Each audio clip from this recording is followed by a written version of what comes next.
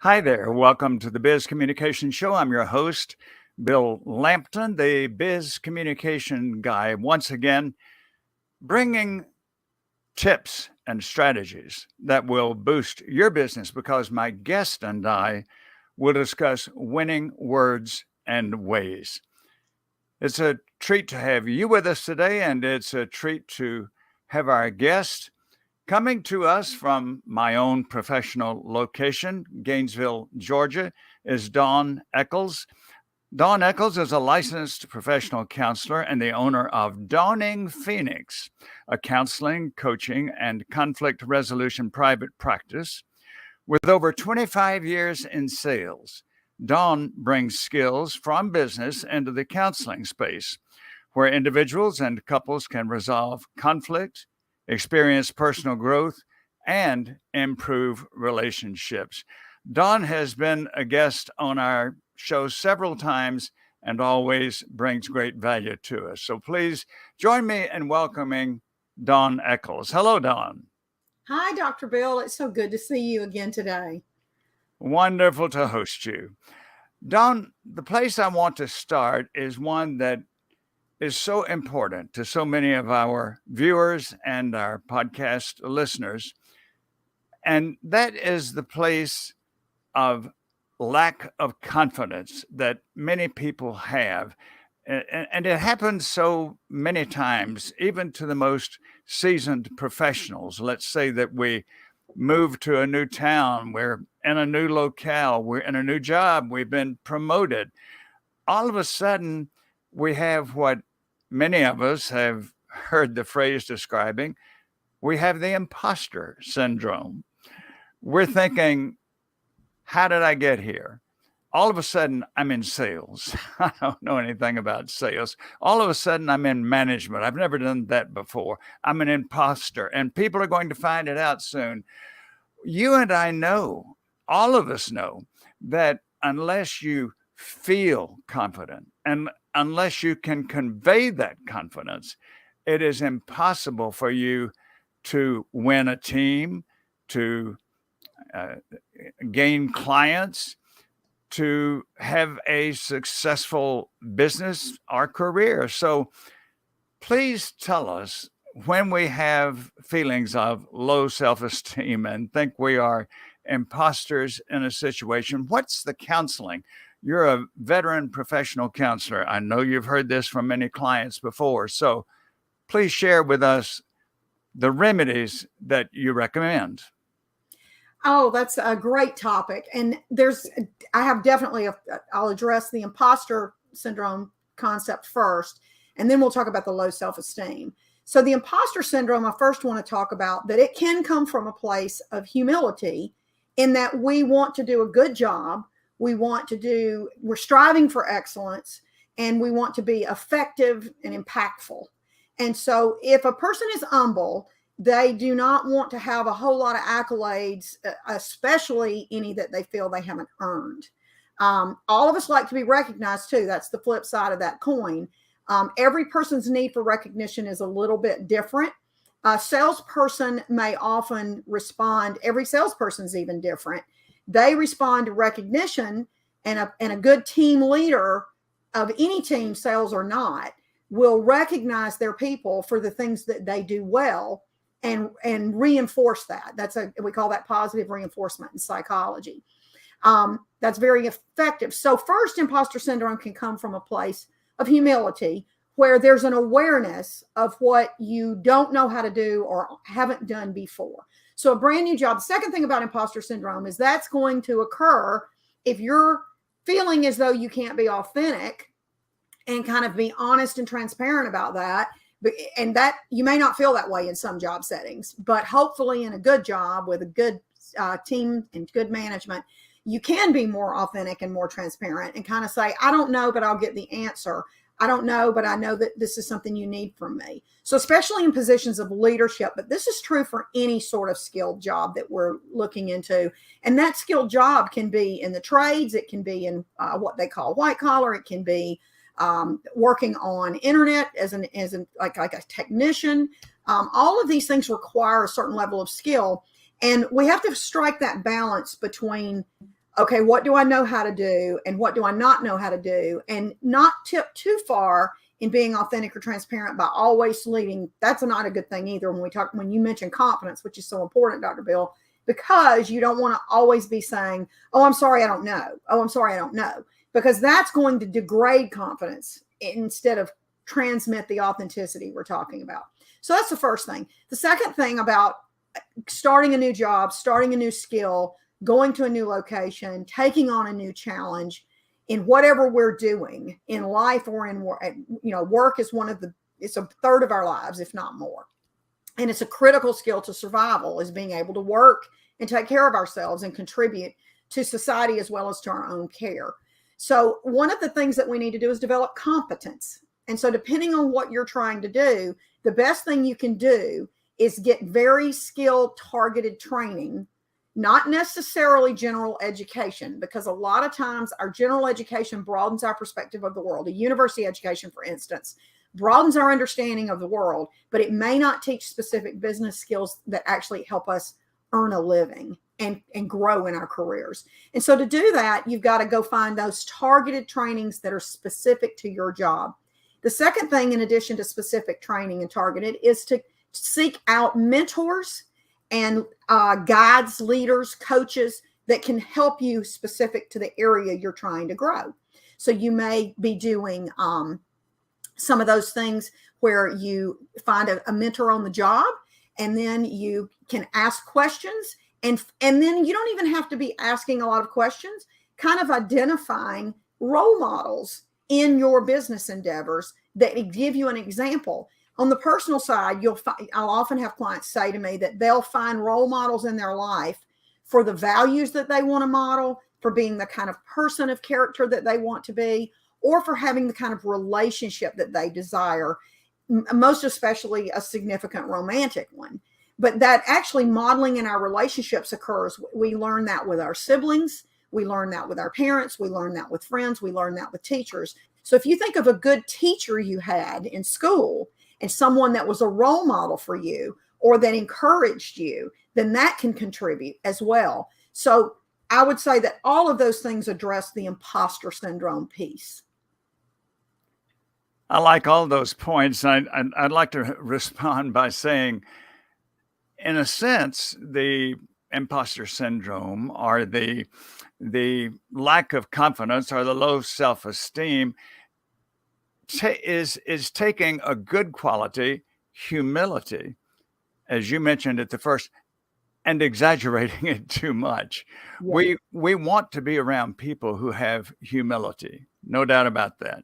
We want colleagues, we want our supervisors, we want our CEOs to have humility, but that humility cannot be such that they seem lowly or bowing and Absolutely. scraping before us. So in a sense, low self-esteem, low self-confidence is an exaggeration of a very good quality. I like that point.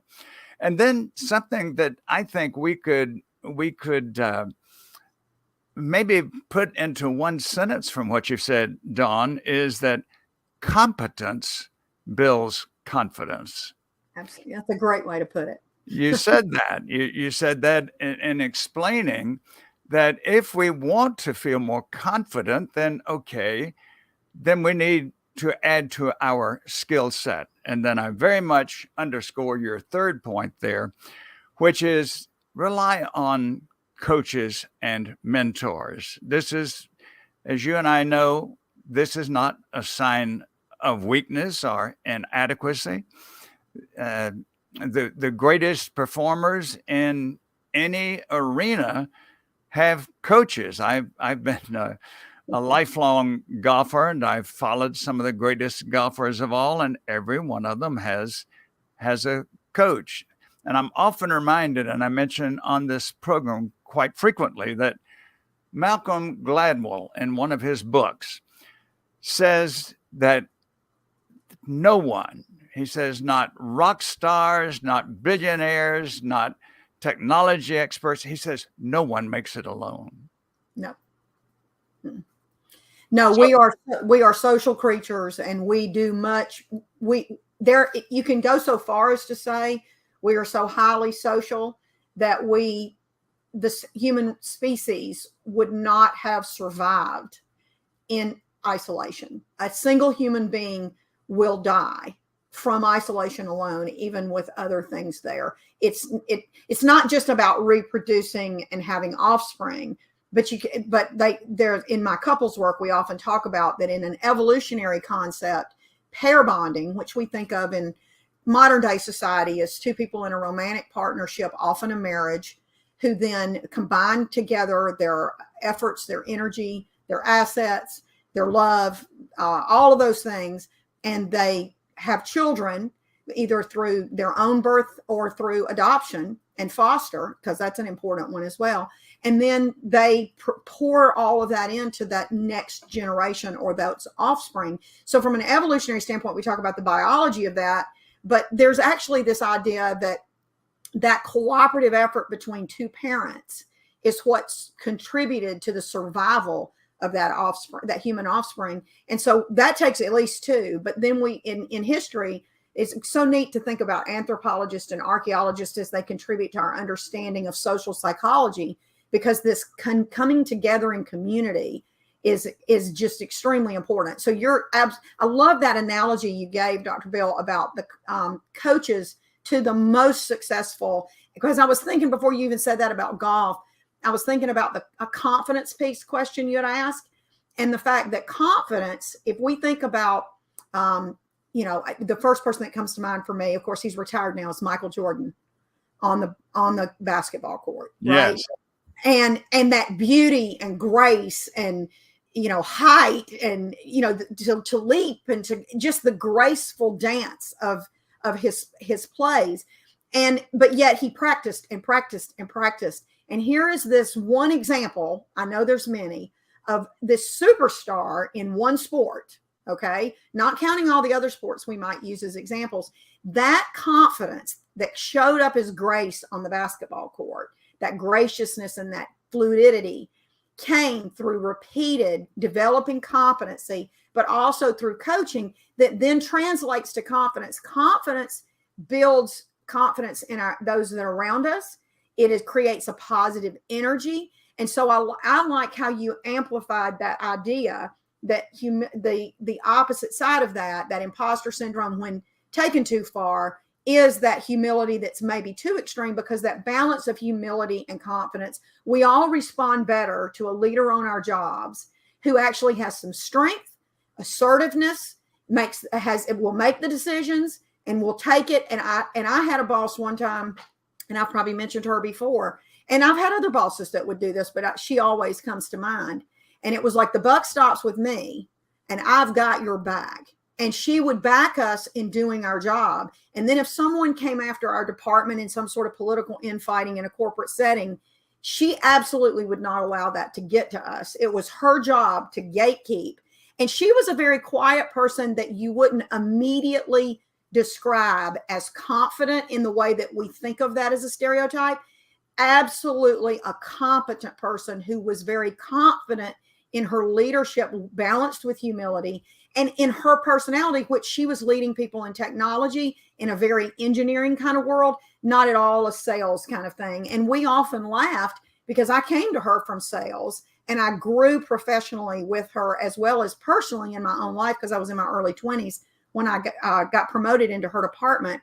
And she and I were such different kind of people, me coming from sales. And she had this, it's not just humility, but her competency in what she knew. She knew she could teach me something that I would not learn anywhere else, that would then make me better when I re-entered the sales, moved it back into a sales position. I even had to make a deal to stay with her, because the training, like we were talking about, was so intensively. She's like, I'm not going to put this much energy into training you if you're going to leave me because this gets hard. You have to commit to a certain amount of time that you're going to work in my department. And so she was a very sort of quiet, technical kind of person. And here I came from this sort of sales where you had to practice assertiveness and you had to get out there and get it done. You had a very successful sales career. I'm aware of that.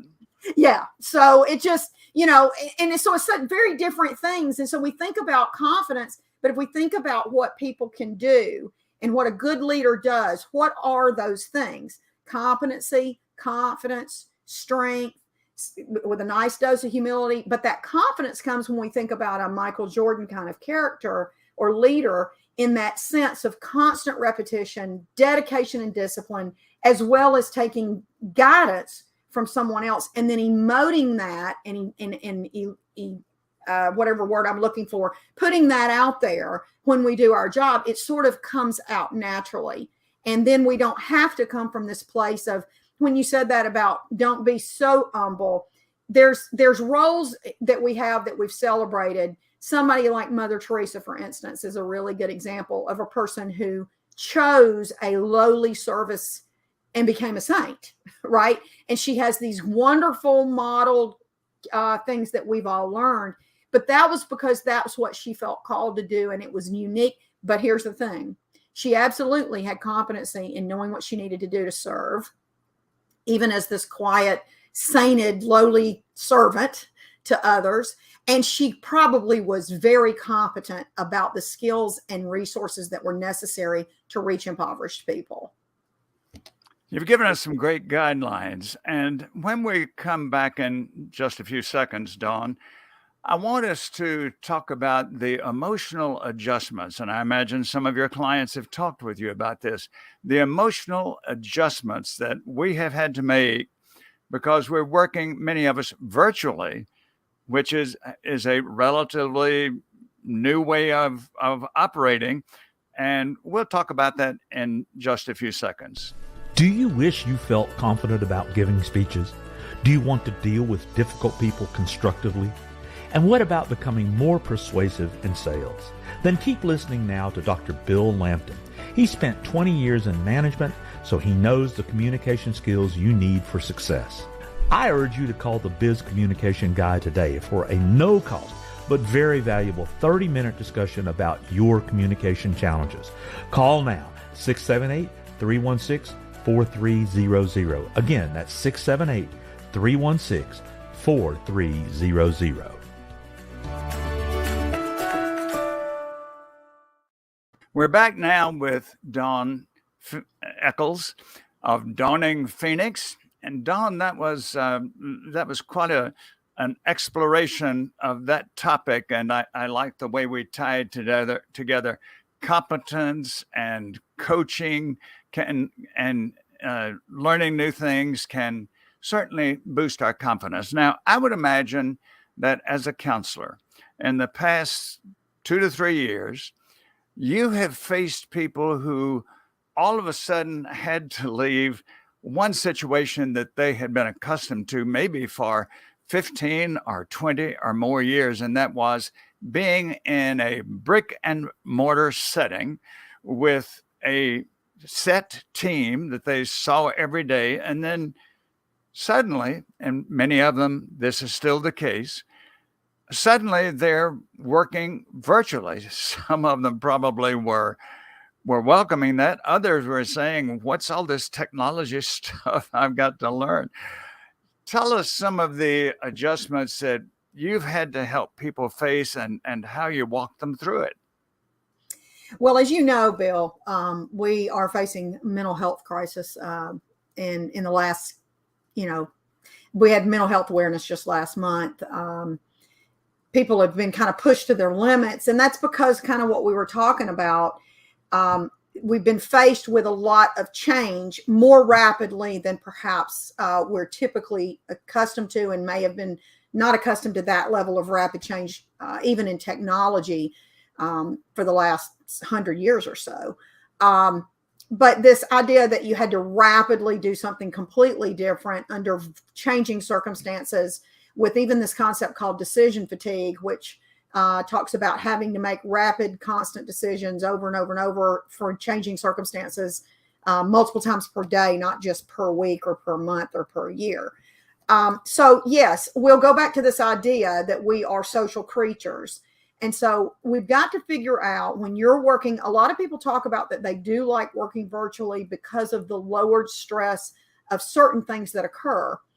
what they have to do when they do that, though, they will often balance that, especially those who are successful with it, will balance that with person to person physical interaction, face to face with other individuals somewhere in their life where they have a sense of community, not just online or digital, but like right outside the door. I remember you and I talking during 2020, and Dr. Bell, when you talked about going for walks with Georgia, your dog, and speaking to neighbors, even if you were crossing on opposite sides of the street, that need to Yes, kind of. that is that's a great mental break. It refreshes you. There are certain times, you and I live in Gainesville, Georgia. There's certain times of the year with thunderstorms, or people may not be familiar with the fact that we get very cold weather here in the winter. There's certain times of the year that's difficult, but to me, it energizes me. It takes me away. You got to get up and move around and get your circulation going. Yes, so that's one wonderful advantage. I can recall right now, Dawn, an office situation I worked in many years ago, where a friend of mine in the office, one of my colleagues, we said, "It's a beautiful day. Why don't we go out for a walk?" And we had not been gone 3 minutes until the boss came chasing us and said, "Get back in here. Nobody gave you a break." And of course, that's a very bad damper on your mood and your enthusiasm. So I think that's one wonderful solution, is to look at some of the pluses of the isolation we have. Yes. And kind of looking at it, like I had my niece said to me, who she works, her job is now remote, and her job, it being remote, has actually allowed her to make a couple of geographic moves related to her spouse. And so she said, "I really like it." And we talked about why, because she's a very social person and is not someone who's going to want to work in isolation. She's going to need to interact with people, and she knows this about herself. And so she was talking about the pluses of doing that and what she's found it to be helpful as. But then she also balances that with these other things. Sometimes, now that people are out and about again, going to a gym and speaking to people. I was thinking when you were talking about walking in Gainesville and thunderstorms, one of my favorite places to walk is over there off of Pearl Necks Parkway, by, I think it's Longwood Park. And, you'll often see lots of other people, and they'll walk their dogs and I'll walk mine. And getting to speak, or the children wanting to walk up and pet my dog Skipper, and just having, even sometimes, because we do have a very diverse population in Gainesville. So sometimes the people I'm interacting with may speak a different language primarily, but facial expressions together compensate and reach across that bridge of where maybe we're not, we wouldn't understand each other's words as well, but the universal concept of a smile and the warmth that happens in our faces. And often with the child that wants to walk up and approach my dog, and he's little and it's okay, but I always teach children when they want to do that, I say, as long as it's okay with your parent or the adult with you, and so then they'll, I'm trying to teach them, you'll always ask, so that way I have the parent's permission that it's okay, or the adult's permission that it's okay for their child to pet my dog. Yes, and I think what we're saying, Dawn, is that in some ways our interaction that we had on a regular basis was taken away from us, but we can create interaction ourselves. And I like the fact that you mentioned, yes, I know many of my neighbors, and some will even stop and roll down the window when they're driving by and talk. And this takes you away from that isolation. Yes. Dawn, this has been a fascinating exploration of some of the problems that we are facing, and to have a professional counselor of high caliber talk with us about solutions has been terrific. I know that there are listeners and viewers who will want to get in touch with you, so please give us your contact information. Okay. They can visit my website at dawningphoenix.com. And something with WordPress and mobile means you have to do the HTTPS / instead of www like I used to have it. So it's dawningphoenix.com. And the telephone number to reach the practice is 678-802-9591. That number is also on the website. And lastly, I wanted to address, we didn't get a chance, and we can talk about this another time, but the low self-esteem piece, that's a different issue that actually is very well suited for counseling because it does show up at work and it translates to developing competence and confidence when you can address that in a good space. And coaching is also available at our practice. So feel free to look at other interviews with Dr. Bill on the blog there at dawningphoenix.com. Thank you, Dawn. And knowing your competence, to bring that word up again, knowing your competence over quite a few years, I highly recommend people to get in touch with you and to learn more about your services and to avail themselves of that terrific opportunity. And since Dawn has given her contact information, I am happy to share mine. Invite you to go to my YouTube channel. You'll find this video there. In fact, there are over 400 instructional videos that I've posted there. That, of course, is all free. And to go to my website, my YouTube, just go to the search bar there and type in my YouTube moniker, which is Bill Lampton, Ph.D. Among those 400 plus videos, instructional videos, there are about 75 to 80 issues of the Biz Communication Show, where I interview experts as I've been doing with Dawn. Certainly, I invite you to go to my website. And since I'm the Biz Communication guy, quite logically, the website is biz, B-I-Z, bizcommunicationguy.com. You can be sure that I would welcome an exploratory phone call from you at no obligation or cost.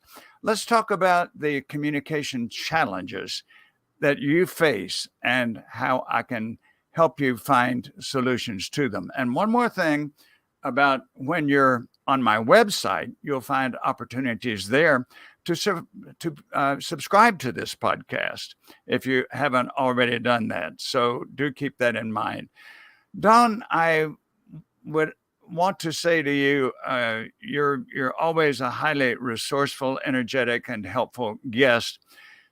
Please tell us, are there any thoughts you have that would sort of pull together what we've talked about today? Yes, that's a great way to recap our discussion today. I would encourage people who are facing new things or feeling a sense of low confidence, low self-esteem, worries, concerns, and even anxiety or stress about your job performance or even other areas of your life. First, develop competency through training, mentorship, and coaching. Increase your skills and find ways to practice and learn more about the area I'm thinking of business, where you can read a lot of self-help type books in business about, you can call a coach such as Dr. Bill, who will help you with communicating better. Or you can contact either a life coach, a wellness coach, or a counselor, such as those of us at dawningphoenix.com. Thank you. Thank you again, Dawn Echols, for being our guest on the Biz Communication Show. Thanks very much to those who were with us on the video portion and also those on the podcast.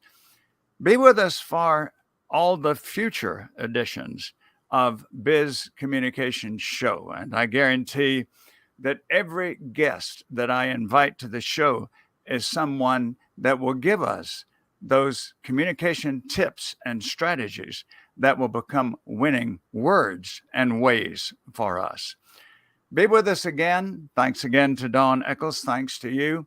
I'm Bill Lampton, the Biz Communication Guy.